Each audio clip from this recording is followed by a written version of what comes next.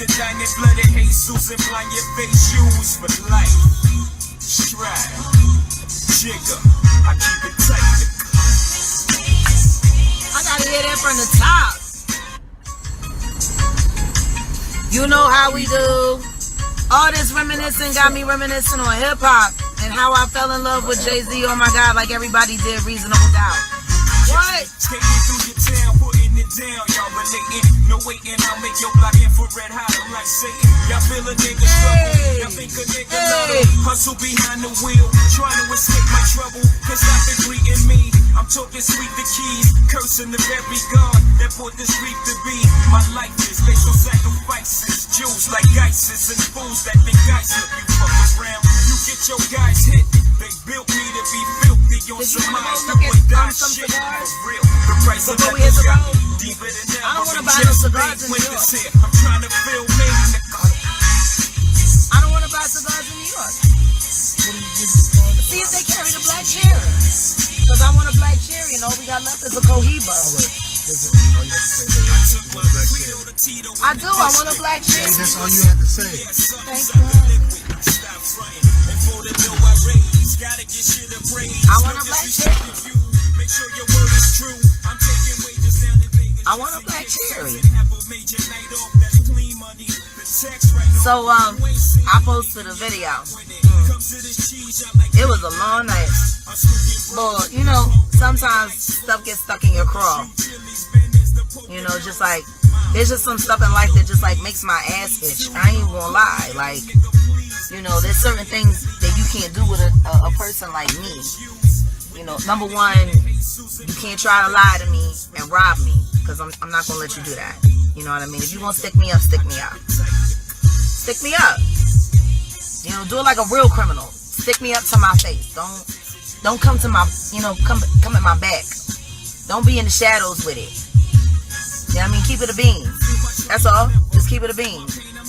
So I'm gonna give y'all the rundown, because there's a lot of people that are new to following me, who don't really know about my history. It's always so hard to get matte lipstick to, you know what I mean, like just be easy. But then again, I'm probably dehydrated.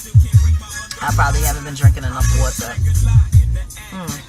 But, you know, anyway, long and short of it, two-tone is working. So anyway, long and short of it, there's a lot of y'all that are following me that don't really know a lot about my history up to now. Like, you see, you know, the surface stuff that's happening, you know, that's happened in my career. But the thing is like I put on my profile in Instagram, I intend to be the queen of transparency.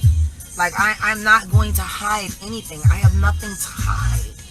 You know, I've always lived my life out front. So, you know, posting that video, yes, it was provocative and it was salacious, but it was also necessary. See, you got to understand, my ex-husband and his mother-in-law have been divisively working for about 20 years now to find a way into my pockets. My ex-husband told me when my son was 1.5, we had gotten into an argument, and like my son was still a baby, you know, he was still in a car seat, and he was like, I'm gonna take him away from you, and I'm gonna make you pay, and I'm gonna use him, and he's there, and you're gonna always be miserable, and blah blah blah blah blah, you know. And my ex-husband was always good for threats, you know, like threatening to tell people I was bisexual, threatening to tell people about the threesomes that we had, that I had to have with him, otherwise he was gonna tell everybody I was gay. Like, you even had to extort vagina, you dumbass. You couldn't even get good pussy without me. But whatever. So, you know, there's a lot that a lot of people don't know about me. You know what I mean? I always wanted my work to just be about my work. I never wanted it to be about my personal life. You know what I mean? What I do in my private, that's what I do in my private. You know what I mean? Like, you know, it ain't nobody's business what I do. I ain't worried about what y'all doing, so why you worried about what I'm doing? You know, I tell people, stay out of the draws, you know? Stay out of everybody's draws. What people doing in a private ain't got nothing to do with the public. But you know, niggas like to take that and they like to use that divisively against you, you know, and You know, so my ex-mother-in-law, she was always, you know, divisive. I'll never forget when she came, when I got my publishing deal, when I first got my publishing deal. She had already told me that she hated me and she thought I was the worst thing in the world because I took her son from her because he was giving her $900 a month to live at home in his childhood bedroom, sleeping on kids' furniture. You know, I felt bad for him. You know, when I met my ex-husband, you know what I mean, he was working at Polo Ralph Lauren. He was a struggling, you know, salesman. He was maybe selling maybe $120,000 worth of clothes a year. He get with me a year later, he's selling $1 million worth of clothes, you know.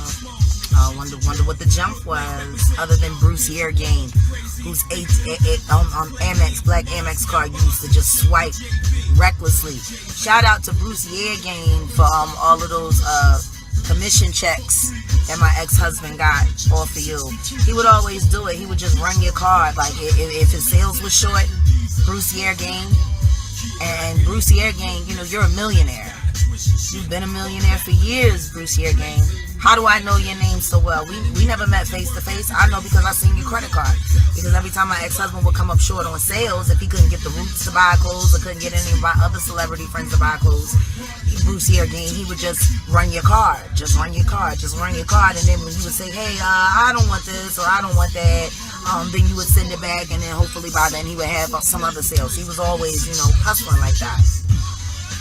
Shout out to everybody who let Sam Odom down at the Polo Ralph Lauren shop just have free reign with they black Amex.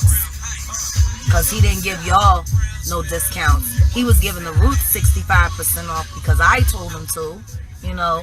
But all y'all wealthy people that shopped with Sam Odom, he ain't never offer you his sales discount. He ain't give y'all 50% off. He ran y'all credit cards reckless. I watched him. Oh, I need to get a $5,000 bonus this month. Let me pick out which suits I'm going to ring up on Bruce Yeargain. You shouldn't have never trusted him. He a thief and so is his parents.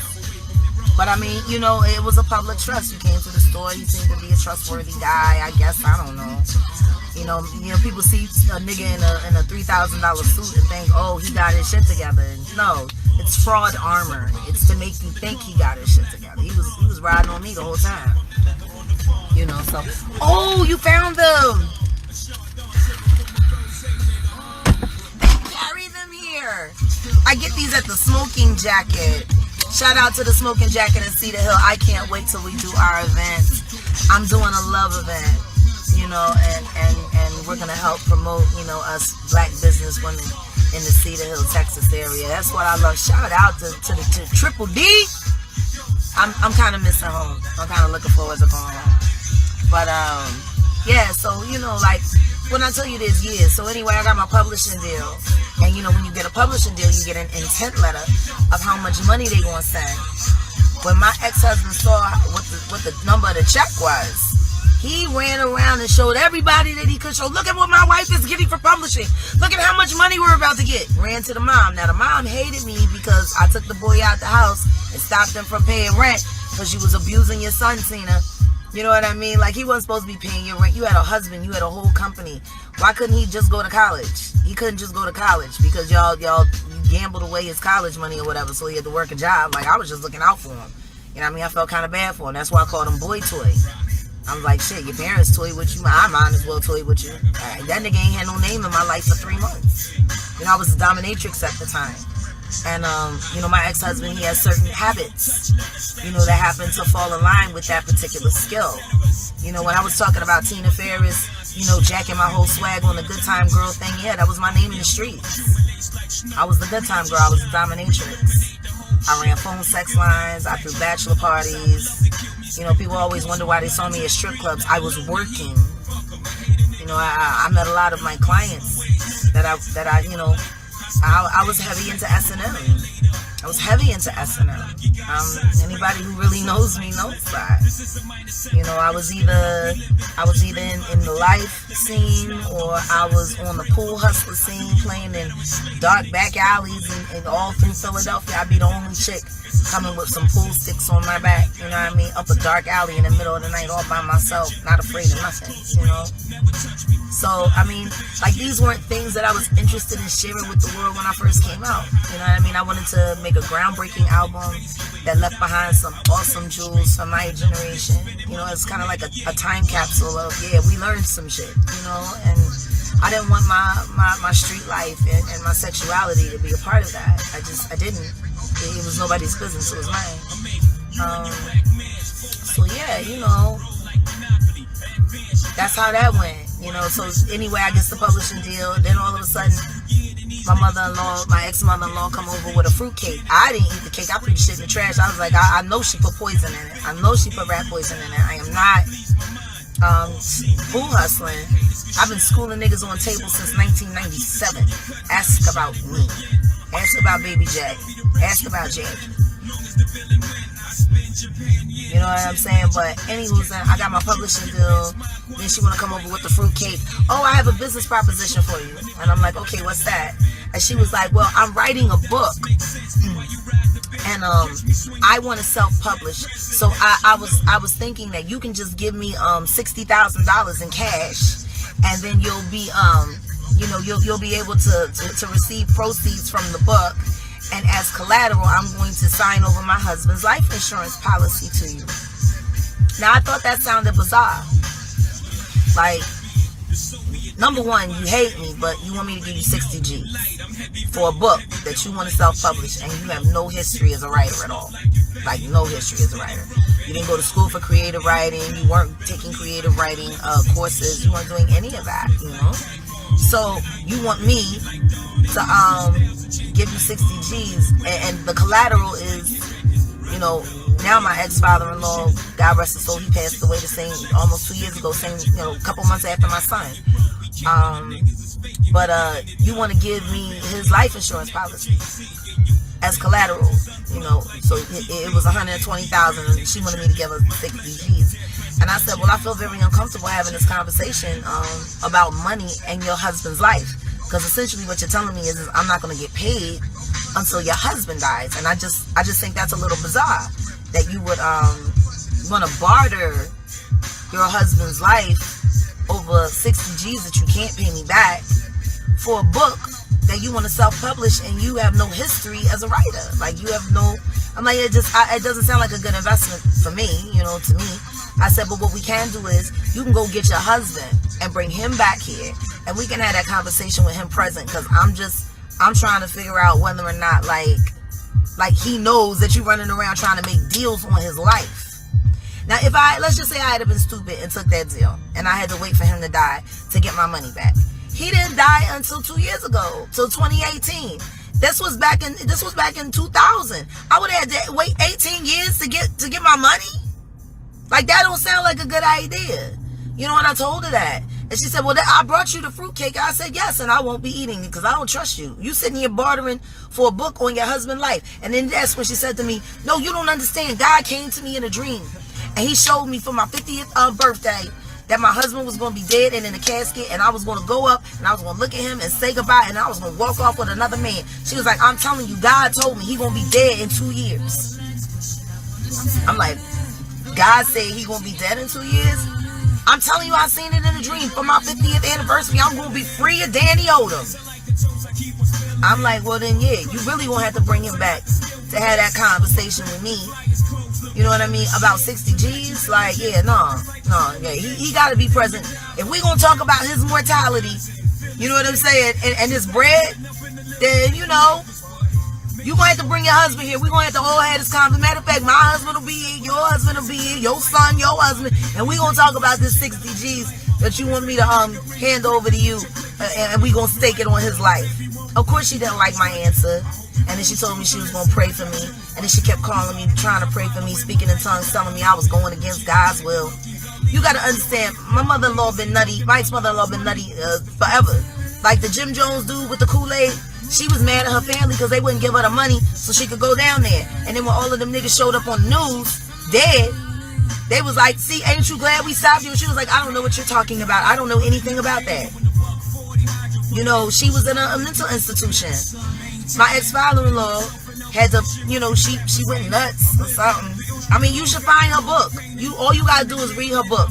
She talks about throwing herself down the stairs, with her daughter Becky, which is the baby girl, because she didn't like how bad the morning sickness was. Like, she actually wrote all of this shit down and printed it. Then she robbed the printing company. They sent the books COD. They dropped the books off. She told them she put the check in the mail. She never sent the check in the mail. You can go and check the dockets, because they was living over there by Shelton Mall. You can check the records. So my father-in-law had some influence in city council and all of that. So she got probation. This was back in 2002. She was on probation for stealing the books that God told her was going to be a #1 seller, and all she needed was $60,000 from me, and she was guaranteeing that my father-in-law would be dead in 2 years and I would have my money back.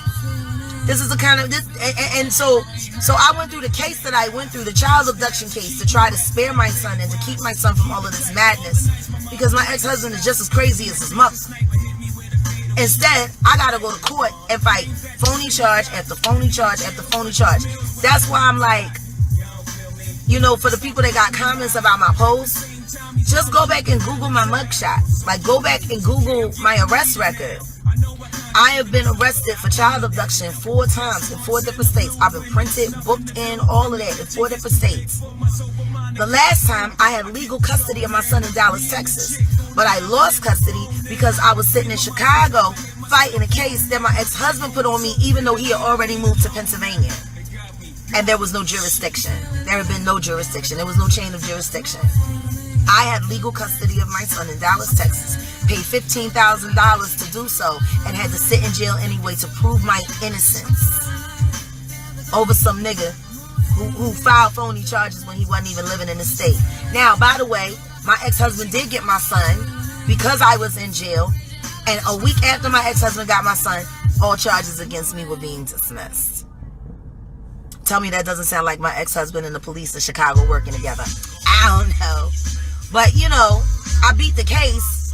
So the custody case of me being challenged for being an unfit mother because I was supposed to be a felon, that case was gone. If I had made it home before that case concluded, my son would have never had to leave Texas, which would have been great because he was on track to be on the AP program, and he would have graduated with not only a high school diploma, but an associate's degree. So he would have only needed 2 years of college and 1 year for a master's.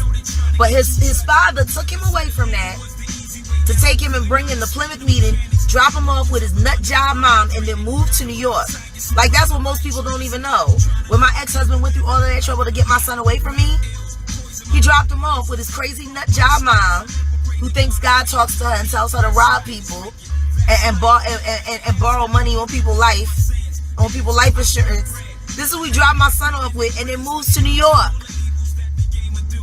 My husband ain't lived with my son in like a year and a half. Like, literally almost like 4-5 months after he took him from me because he needed to be with his son and he needed to teach him how to be a man. He jets off to New York and leaves him with a nut job who sexually molested him when he was a child, from what his father told me.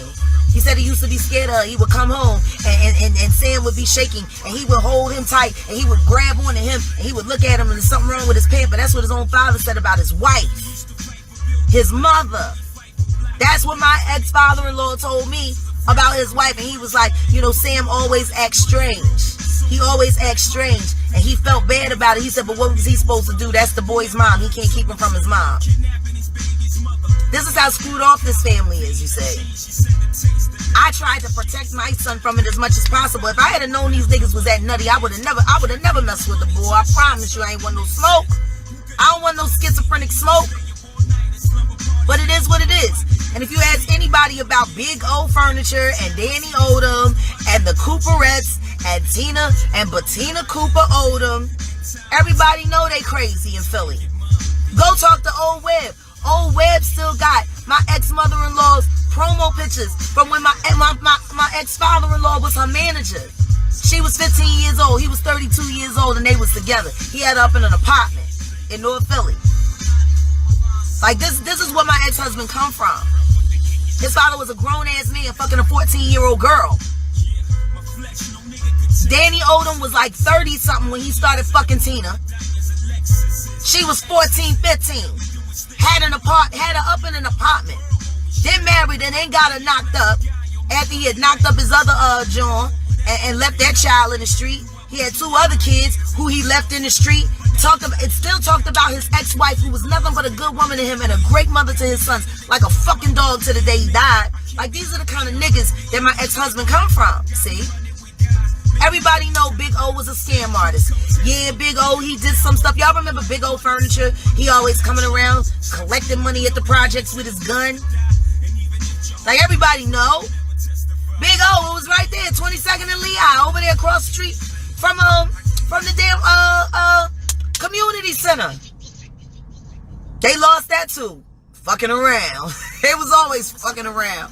When their ass got thrown out of the house and we had to come get them, and my mother-in-law was sitting there talking about, y'all cops ain't supposed to be here. God said you gotta get out. They moving their furniture out. I'm sitting there looking at my father-in-law sitting like this. I don't know what I'm gonna do. And she's sitting up there, get up, Danny, and pray. while the sheriff's is throwing their ass out on the street. Who took them in? I took them in. Shit, my sister-in-law went to school like they really wasn't getting thrown out on the street.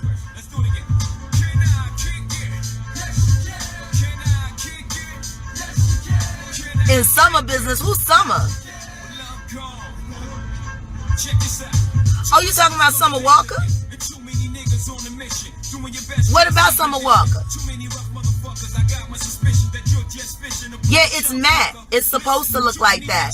So I see what it is. We got haters on here coming after me, right? I got it. So all the haters who like to get on my feed, all of you that are working for Common or working for Talib or working for Dice Roll or working for The Roots, just know, well, actually, we did talk about Summer Walker on one of our WCW conversations. Oh. So that's how I know that the trolls is on my WCW. Please come and get some enlightenment, because we're women that are working to get healing and help and share. So yes, thank you. Welcome. Thank you, all you haters. Like Cat Williams always said, you can never have enough haters. If you have 100 haters, have 1,000. If you have 1,000 haters, have 10,000. You can never have enough haters, because your haters let you know you're doing something right. So thank you for your hate, and thank you for your love. Now, like I was saying, so, you know, after everything that I've been through with my son, we're having my deceased son, we're having his first birthday party and memorial this year. I wasn't able to do it last year. It was just way too emotional for me. But the family has made amends in some regards. But I'm the hater here. How am I the hater? Okay, feel free to unfollow me. Matter of fact, feel free to jump off this live right now. Like, you're not even necessary. So, the family has made amends in some ways, and we're trying to heal. A lot of people made a lot of mistakes. So, even though nobody made it to my son's actual funeral 2 years ago, we're going to celebrate his life, and we're going to do the vigil that I didn't have the courage to do on my own. And to not have my son there, my only living son there, who wasn't allowed to be at his brother's funeral, who still has not got grief counseling, who was taken to some evil rally over there on Hawthorne Street in Frankfurt and forced to witness a murder, which he also got no grief counseling for. You know, that's why I wanted my son to come home to Texas. So when all the family is there, we could go to group counseling together, because there's a lot that needs to be healed. There's a lot that needs to be mended. But see, my ex-mother-in-law don't want to let my son go, because if she lets my son go, then my ex-husband will stop paying half of her rent, and she can't afford to pay her own rent. You know, she can't afford to pay her own rent. So if, you know, my ex-husband stops paying her rent because my son's not there, what does that do to her? See, that gives her a whole lot of motivation to say no. Now, see, there are more video clips, because that video clip that I showed you, it was only 1 minute of like 12 minutes. Like, I even had when the police walked up. And if you look and see who I tagged on that video, and if you look and see how many times I hashtag CCDOC, anybody, you know, anybody who really wants to know what happened with my son, Google my mugshot, look at my case. Oh, wow. There go that Sav. Sav done did it again. Salve is healing people, boy. Did you see that? Isn't that a blessing? Man, happy Sabbath, man. That's salve.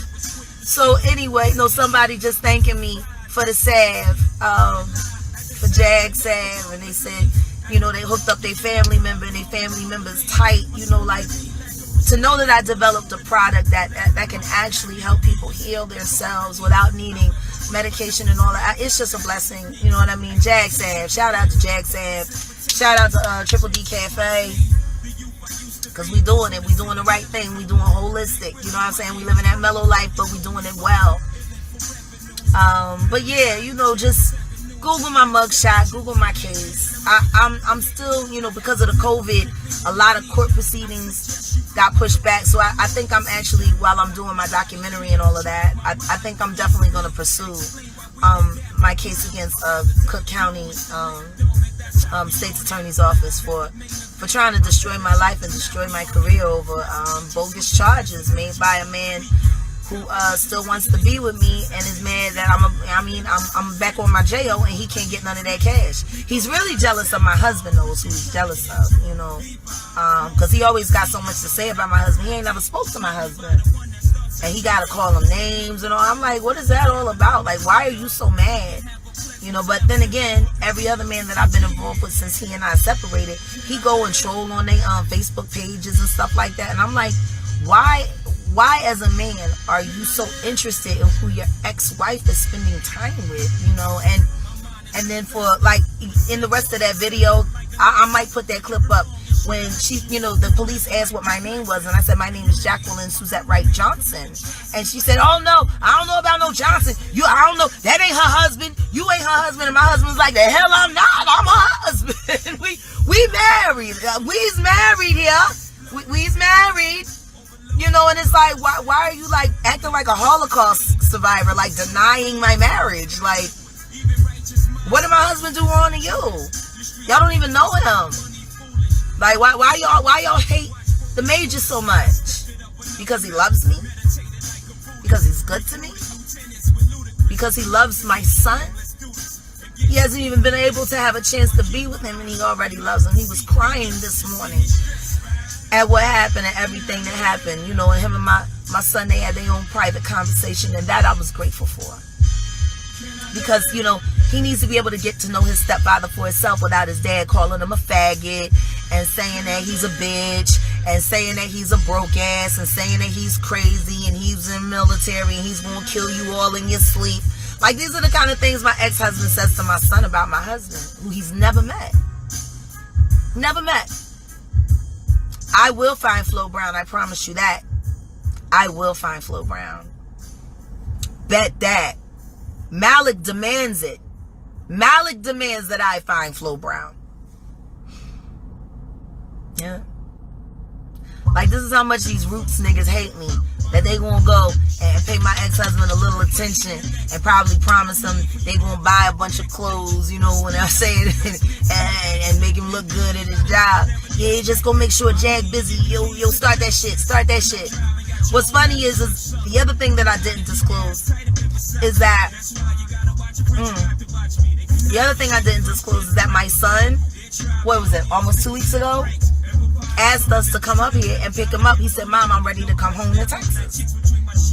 I was like, you sure? You don't have to come. You can wait till Thanksgiving like you said. He was like, no, Mom, I'm ready. I'll be ready on the 14th. I was ready to come get him sooner, but he said the 14th. So this trip that I scheduled it all around being here on the 14th to pick my son up so he could go home. Like, he was really excited to meet the puppy.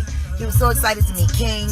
You know what I mean? Like, we were going to go to Andretti Raceway out the Colony. Like, we had plans. And then I show up on the 14th just to make sure he still wants to go, to let him know, you got a couple of more days to pack before we leave. Here's your stepfather. He's been waiting to meet you. And she's like, yo, you can't go outside. No, don't go outside. No, I don't know him. This is my husband. That's not your husband. You don't got no husband. I'm married. Everybody knows I'm married. We've been married almost 2 years. But I'm not married. That's not my husband. My name ain't Johnson. It's all a fake. It's all a scam. It's all a scam because, you know, if my son leaves, that no good son of yours gonna stop paying your rent. Your ass gonna probably have to move it to a homeless shelter. That's what it's really hitting for, Ma.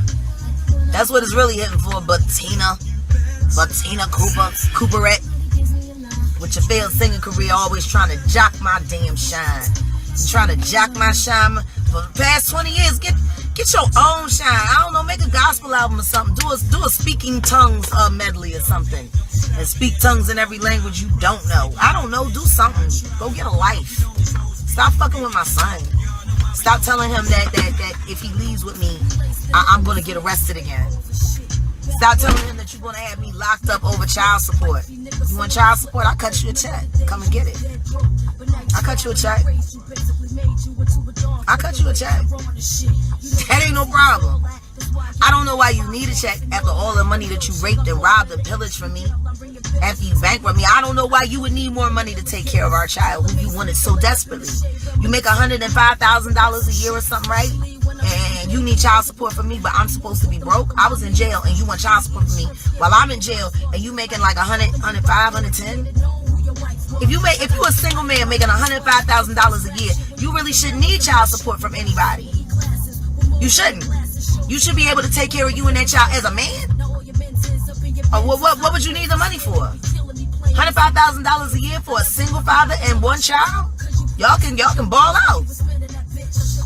Why would you need money from me while I'm in jail? Oh yeah, for a crime I didn't commit. What charges that you press on me? Fuck out of here. Y'all niggas gotta know what it is. So, you know, anybody who really, really, really gives a damn about my story, who gives a damn about my fight and my struggle, know this. Every time I went to release a single, I got court paperwork about child support. Even when my son was living with me. Even when he didn't have my son. Even when I was taking care of my son and he never paid me. He paid me child support for 2 years after the assault case. When he punched me in my face and he busted my lip. I was about to pick up the chair and bash him in his head, but something said, you know what, call the police. So I called the police. The police showed up. My ex-husband ran. That whole case was there. Now, he went through a lot of trouble to have his record expunged, but I still have the pictures from when he, because he snuck me. I was laying on the couch and he was like, boom, boom, and he snuck me and blackened my eye and busted my lip. Like, you can ask anybody in Philly, especially Janae Ellis, because Janae, she saw me with my glasses on. I took my glasses. She was like, this motherfucker, you know. But whatever. You know what I'm saying? Like, it really, I don't care who cares. I don't. But I'm going to set the record straight. You know what I mean? Niggas going to stop running around lying on my name. My ex-husband was one of my clients when I did S&M. You know, so when he run around telling people that I abused him, he's absolutely right. He loved every second of it. He paid me to abuse him. I think part of the reason why he married me was so he ain't had to pay for it no more. Like, anybody knows, if you came in my bedroom, he had handcuffs. You know what I mean? I always had my whips hanging on the wall. Like, I did that work. I was getting paid $300 an hour to kick people's ass, you know, for sport. That was great for me as a rape survivor, you know. It was very cathartic for me. You know what I mean? Men paying me to fuck their asses up? Okay. I'll take get paid for $200, Alex. Fuck out of here. Why wouldn't I? Much harm been done to me by men, and this man wants me to kick him in his ass with stilettos for $300 an hour. I'll do it. Shit, I'm thinking about it now. Like, what? We ain't got to do nothing but live, and I surely ain't got to do nothing but stay black and die. Man, I'm just saying, you know. I don't know. Damn, I'm dehydrated. My lips ain't going right.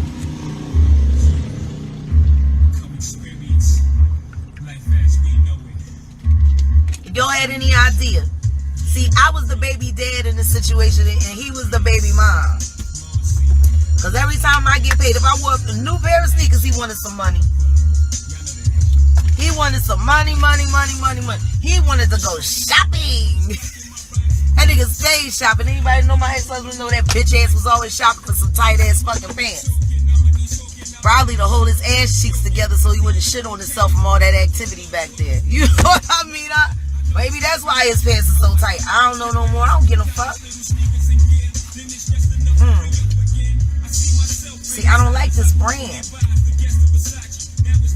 I need somebody to find me a good matte lipstick. I know my girlfriend Vet. She developed something real dope. My girl Vet Cook down in Fort Worth, down in Funky Town. I gotta get that Vet. I need that lip balm. But yeah, I mean, that's the problem, you know. When you live in the shadows and you don't like nobody in your business, other people get to create the narrative, you know. And if you don't speak on it, then whatever they say is looked at as fact.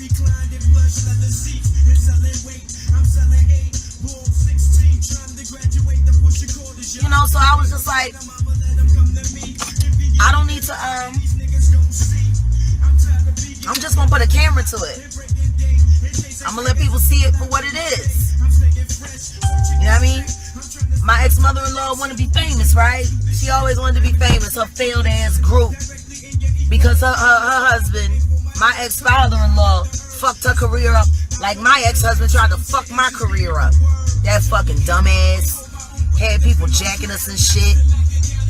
I'm the Love and Music tour. Me, Kendra, Family Soul, and Kiki Wyatt.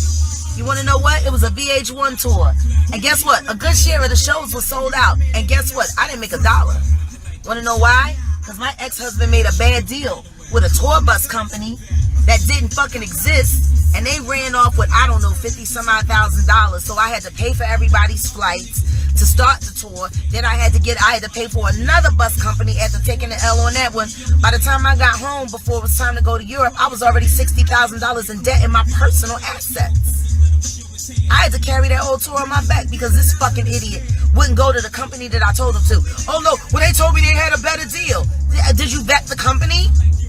We went down there to I went down there to go tell these people to give me my money back. Shit didn't even fucking exist. It was an old water ice stand. How the fuck you just cut a check for $50,000, $60,000 unless you knew who it was and you pocketed that cash yourself? You know what I'm saying? When I tell you my ex-husband extorted so much money out of me, it don't make no sense. It don't make no sense. Yeah, I slept with whoever the fuck I wanted to. I should have. I paid the cost to be the boss. I paid the cost to be the boss. I paid all the bills. This nigga chipped in. In the party of my life, that nigga came with a fucking bag of Frito-Lay, fucking corn chips and some dip. In my whole life, I promise you. In the party of my life, being paid for on a grand level, grand stage, this nigga showed up with a bag of chips and dip and called himself a fucking husband and a manager. Fuck out of here, yo. So I'm taking your name off my second album. Goddamn fucking disaster. Yeah, makes my ass itch. Always worried about who I'm sleeping with. Worry about who you sleeping with, male or female. I don't get. I wish you would come the fuck out the closet, Sam Odom. I wish you would, cause see, I know what you likes. I know what I done to you. I know what you paid for. Shit, I could have made more money off of him if I kept him as a client. See, Sam, I didn't want to have to tell people about this. I didn't want to have to tell people that you like to be abused. You loved it. When I would take that lampshade off, that hot light bulb, oh, you would get excited. Let's get honest, everybody. I wonder whatever happened to his trainer, Gene, that worked down 12th Street Gym. I would love to have a conversation with Gene. Gene actually threatened to kick me in my stomach when I was pregnant with Sam and told me he would take my husband away from me anytime he wanted to. And if I knew who my husband was, I wouldn't even want to have nothing to do with him. And when he'd call in my house at 3 o'clock in the morning, I'm like, yo, nigga, we sleep. Yo, we sleep up in here. I'll call your husband whenever I want. You're nobody to him. Wait, I'm nobody. Nigga, I'm having a whole fucking baby, yo. What do you mean I'm nobody? Well, I'm telling you, if you knew what he was all about. And then he was running around with the transgender broad that used to dress Eve. all up in my car, drunk and high out the Badlands, doing God knows what. Because you out the Badlands at 3 a.m. in the morning, only thing you doing is sucking dick and getting high. Like, that's it. What you doing with a transgender and you married? In my car, in my Jaguar. Fuck out of here. That's why I would always drive my Benz. I ain't like nobody knowing that he was riding around up in my car like that. He was reckless. He was so reckless. Yeah, I would like to talk to Gene now, who threatened to kick me in my stomach when I was pregnant with my son, and told me he was going to take my husband and beat him up and throw him in the Schuylkill River for the way he broke his heart. Yeah, I cheated on my ex-husband every chance I got. He was busy. He was already in love. He was already in love with Gene, the Puerto Rican boy with the bad body acting. Yeah, they was in love. You see, I got in the way. I came with a baby and messed it all up. Shout out to Gene, the trainer from 12th Street Gym. Holla at me. I'd love to go live with you. I'd love to talk all about how you threatened to kick me in my stomach when I was pregnant with my son. I'd like to talk about that. See, I ain't never want nobody to know all this stuff because it's messy. It's messy, but since we telling the truth, let's tell it all. Let's tell it all, Sam Odom. Let's talk about how tight you like your cock ring. Let's talk about that. Let's talk about that prostatitis issue you got from all that work you like to get. Let's talk about that. Thought you had prostate cancer. I bet you did. You done some damage to yourself, boy. I know you got me to do some of it to you. But, you know, I long since asked God to forgive me for my sins, you know. And even though I am a bisexual woman, I live a heterosexual lifestyle because I believe in the principle. I believe in the principle. Incoming call. Press the pickup button to answer. Incoming call. Press the pickup button to answer. It's my choice. You know, whatever I choose to do, it's my choice. It's my life. If I don't want to tell you all my business, I ain't got to tell you all my business. If I choose to tell you my business, then I choose to tell you my business. But you know, it's like now, it's like I've been so quiet for so long, so many lies have been told. I just gotta come. Incoming call. Press the pickup button to answer. Incoming call. Hold on. Damn it. See, my family calling me. This is why I hate let people know when I'm at home. I can't live my life. You know, so whatever the case may be, you know, everybody has the right. You know, what I would really love is for my ex-husband to come out of the closet and just admit the fact that he is at least a bisexual man. And maybe he could find some happiness. Maybe he would leave me alone, even though he run around telling everybody that I'm the only wife he ever gonna have. I don't know why. It was an awful marriage. You should create a better memory for yourself. It was terrible. Like, you know, that's what I'm doing. I'm creating better memories for my life. You know, that marriage was... I see the... Don't side seat. Please, baby. Don't do that. This is my city. I can drive this city in my sleep. So then don't check that. You know, I see I got now my family calling me. See, now the family's about to get involved. And I don't want the family to get involved. I do my dirt by my lonely. I do my business by my lonely. Anybody who knows me from them streets back in the day, y'all know how I got down. I was the good time girl. If you were looking for a good time, I could point you in the right direction. And I could always broker a good price for your family. That's who I was. I was a single mom. I hustled in them streets. I played pool. I went to the studio. I recorded. I auditioned for Broadway plays.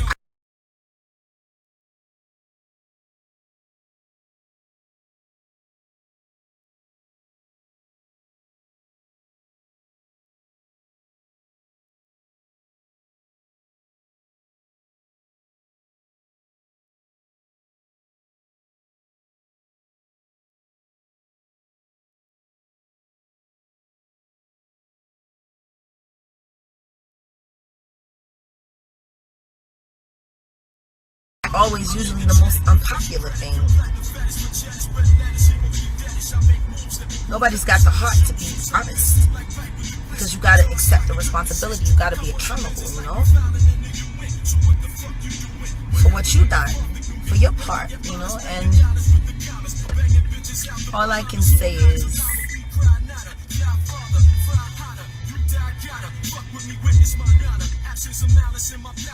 Summer Walker is under a contract. She has to decline. What Summer Walker have to decline? I don't understand. We gotta check up on what's going on with this. Shout out to Summer Walker though. You know, my husband turned me on to her. That's the one thing I can say I love about being in a relationship with a millennial. You know what I mean? Like, I'm not that far away from the younger generation. Like, he's always explaining to me what's hot. Like, my husband turned me on to Ari Lennox. My husband turned, who else you turned me on to? Uncle Ben Soul from France. And, you know, there's so much music that he's brought into my life that I would have missed if it wasn't for him. So I'm always grateful for that part of our relationship. But yeah, no, like, I was listening to Summer Walker's music, and I'm like, this girl is phenomenal. Like, she's really incredible. She's gonna go far. And then out of nowhere, you know, they announced that she was I ain't never seen Amir. I don't know anybody that's seen Amir's penis. I don't believe he's gay because he watches too much strange pornography. Like, I probably never told anybody that Amir is the one that introduced me to Ready to Pop films. I never knew what a Ready to Pop film was until I met Amir. We was on the bus, and I looked, and they had the porn on, because they always had porn on. I don't know why. Just always just porn. And I guess that's what niggas do when they bored. You know, I don't know. I don't understand why a bunch of grown men want to sit around looking at somebody else's dick. You know, I was always too selfish for porn. You know what I mean? Like, why I want to watch somebody else have fun? I want to have fun. I don't want to watch you have fun. I want to have fun, you know? I'm selfish like that when it comes to mine. But, shoot, I wish I could pull up on Amir. I would pull up on Amir, but you know. No, so Ready to Pop. What's a Ready to Pop film? I'm telling you, this is disturbing. It's very disturbing, so prepare yourself. Okay, so basically, in the Ready to Pop film, it's a pregnant woman that's in her, like, third trimester. Like almost like between, I think, like, what did they say, 34 and 38 weeks. Like, they won't take them for the film if they're at their due date. You know, it's got to be a little time. I don't know the rules. This is what I was told. And so basically what they do is they run a train on a pregnant woman until her water breaks. And then they call her hoe and slut and kick her in her ass and tell her to take her nasty ass to the hospital. And that's the film. And I was very disturbed. The first time I saw it, I was like, why the fuck is y'all niggas? I'm like, yo, what state is this in so I can call social services? This looks like an SVU episode. Like, something look wrong with this. Why y'all watching this? It's like, oh, Jag, it's a collector's item, you know, it's blah, blah, blah. And I'm like, who the hell wants to collect this shit? Are they running a train on a pregnant woman and calling a bitch a nasty hoe? I'm like, no, I don't want to see it. So I got my coffee and I went back to the back and just started listening to some jazz and started writing. Like, it was just wild. Yeah, Amir Questlove Thompson introduced me to the Ready to Pop. Yeah, it fucked my head up. I was 23 years old. I thought I saw it all. I don't even want to tell you who put me on the nugget porn. I didn't even know such a thing existed as nugget porn. I did not know. I did not know that there was like a whole like genre of porn that's dedicated to amputees that have no limbs. And apparently like it's disturbing. The shit I've seen on tour buses I wish I could forget. I wish I could. Running a train on a woman that's 9 months pregnant just to break her water. Well, why are they trying to break her water? Because that's the cum shot. That's fucking disgusting, Amir. It was disgusting and it's disgusting now. But you're disgusting, so, you know. If it. Have a sandwich. Get over it, bitch. Stop trying to send motherfuckers for me, Amir. Stop trying to send people for me, Amir. This ain't what you want. I keep telling y'all. I'm too ready to tell the truth to be afraid of your lies. I have the truth too readily available to be afraid of your lies. They're your lies. You hold them. I ain't got to. And I don't intend to. At all. And I'm sick and tired of covering up for a gang of dirty ass frat boys who got lucky once upon a time and wrote it to the end. Or, you know, who knows? Who knows what the end of all of this is going to be? I don't know. I know I have to do my part, and my part is to tell the truth. My part is to tell the truth so people can see that the truth doesn't have to be a scary thing. It can just be free. Because the more I notice I tell the truth, the more efficient I am, the more effective I am, the happier I am, the happier my marriage is. Like, you know, me and my husband, man, we on to something good with this marriage thing. We on to something good. I'm so glad I'm finally mature enough to know how to be in a relationship and how to be monogamous in a relationship. I was terrible at that. I never believed in monogamy. You know, after all the years I spent on tour buses, watching the behavior and the habits of men, like, you would never trust a man after living on a tour bus for a month. You would never trust you. There's no way. There's no way. When you see the shit that these niggas do, when you see the bitches these niggas do, oh my God, like, really? But you hired the model to go with you to the award ceremony, but this is what gets you off? This here? Wow. Like, if you saw some of this, look. Hey, look, I dealt with chicks too. All my chicks was the shit. I promise you, I never dealt with a duck. I ain't deal with nobody in jail, and I didn't even let the ducks talk to me in jail. I ain't even let the ducks talk to me in jail. Shoot, I ain't had no girlfriend in jail. It wasn't right. It wasn't right. The lighting was bad. The clothes were awful. You know what I mean? Like, I don't know how, like, niggas be finding chicks in jail sexy. Like, I don't. Like, the cheap cotton. You know what I mean? Like, you know, hoe just don't look right. Just don't look right. It don't look right to me, you know. And we had some bad chicks that came through CCDOC, and we had some bad chicks down Miami-Dade.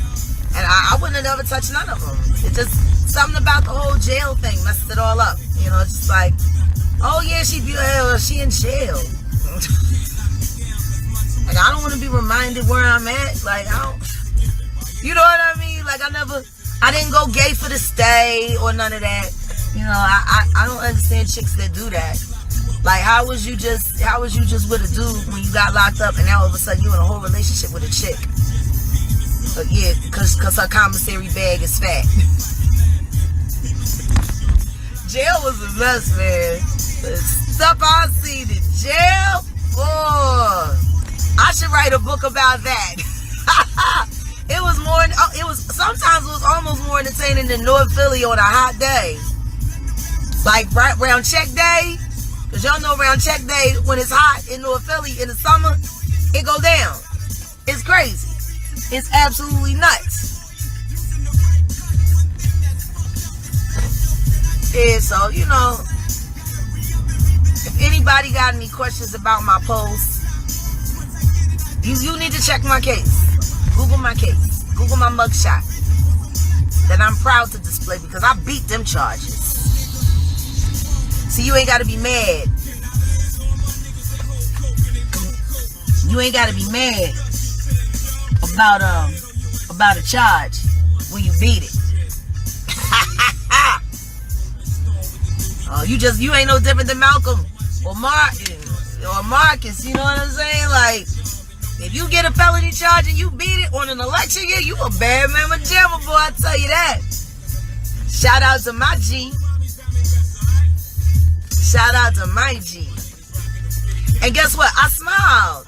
Like in my last mugshots, I smiled. The guards used to tell me, how is it that your mugshot looks better than my driver's license picture? I'm like, because I do that good work, baby. I keep it tight. Yes, I did smile. I smiled in my mugshot because I knew I was innocent.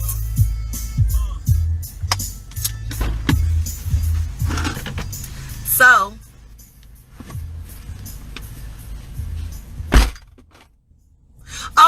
no, she can't play Mahalia Jackson. I don't know why anybody would want Jill Scott to play Mahalia Jackson. No, you go get Lettucey for that. Lettucey do the Mahalia. Lettucey Mahalia Jackson. That's who should be Mahalia Jackson. You know what I mean? When she did it in the movie with the Common and the Legend. Yeah. Yeah, shout out to my girl Lettucey. So proud. So proud to know you. So proud to call you friend. But yeah, no, not Jill. Jill can't do the Mahalia. That's blasphemous in itself. She Jehovah's Witness. She don't even believe in Jesus like that. You know what I'm saying? She I don't even think she believe in Jehovah. For real. You know, she was that friend that when it would come time for the baby shower, well, you know, I'm Jehovah's Witness, so we don't really do gifts.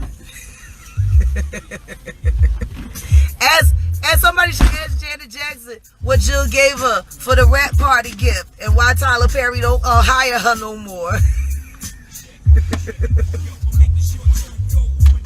They did the rap party, Pollyanna, right? Jill did, right? And so Jill got Janet. I think Janet got her a Louis Vuitton bag, and Jill gave her a $500 gift card to Target. How you give Janet Jackson a $500 gift card to Target? Janet Jackson ain't never been no Target. She probably said, what is this? What is this Target? What is this Target? I've never been there before. You was ignorant as fuck for that shit. If I was Tyler Perry, I wouldn't have hired your ignorant ass back either. Ooh, $500 on the gift card to Janet Jackson. Hater. Ooh, she was a hater. She shady like that. She was shady to Plutter too. Y'all need to ask her whatever happened to her dog Plutter. Ask Jill about that dog. That poor dog. Plutter, I told her, if you give the dog a stupid name, he gonna act stupid. Nigga was retarded. He used to bark at water bottles, bark at feet. He was afraid of children. He was a whole paranoid mess. Ask Jill where Plutter ended up, where she took him to, and ask her why. Oh, you fucked that dog over, and I told you, that's wrong, Jill. You shouldn't be fucking over that dog. He was just being a dog. It's not his fault. Man. Yeah, Jill ain't got no class. Shout out to Janet Jackson and being gracious about that whole $500 gift card old Jill Scott laid on you. Do you want it on your collard grease? Do you want it on your black eyed peas? Do you want it? Do you want it? Give me that Target card, yo. Oh man, yeah. I don't even know why people mess with me. I'ma smoke my CBD, get myself together, cause we gotta hit the road right quick. Triple D on the road. We gotta hit the road. We got that product though, so if anybody wants to get at us, medicated popcorn, train wreck brownies, and we gotta do another batch of drinks, don't we? Yeah, we gotta do them drinks, cause I think we sold out of drinks. And we almost sold out of salve too, ain't we? Yeah, I think we only have, like 3 more available? Yeah. If I can get around to making some more, because I actually bring my lab with me on the road when I travel. So if I can get around to making more salve before I leave, I'll have more in the Delaware Valley area. But as it stands right now, we're down to the last 3. So, you know, shout out to Philly. And shout out to everybody who's gotten the product, who's using the product, and having positive results with it. I ask you, if possible, could you just post about it and tag, Triple D Cafe? Because I want people to know what we're doing. You know what I mean? We're doing something really revolutionary here. We're taking a holistic approach to pain management and anxiety management, and it's working. Like, it's really working. Yeah, I mean, CBD is amazing, and it nursed me back from a nervous breakdown and opened my mind up enough for me to be able to see that keeping all the lies that I've been keeping for other people who have no care for me, for real, was doing nothing but destroying my life. So shout out to CBD. You need something, you write off 95. Alright, this is what I'm going to do. I got to get some stuff together. I got to get in the lab. Once we finish in the lab, we'll let y'all know what we're going to post up. Even if it rains, we have an umbrella today. And y'all can just come through and take a look before we head up to New York, big city your dreams and everything in New York ain't always what it seems. Yeah, man, this Reasonable Doubt album, man, it's taking me back. Oh man, who didn't fall in love with Jay-Z over this one? Like, this one was, I don't know, but in my opinion, it's still the best album. It just is. Like, if you gonna come in the game, man, come in like this. Come in like this.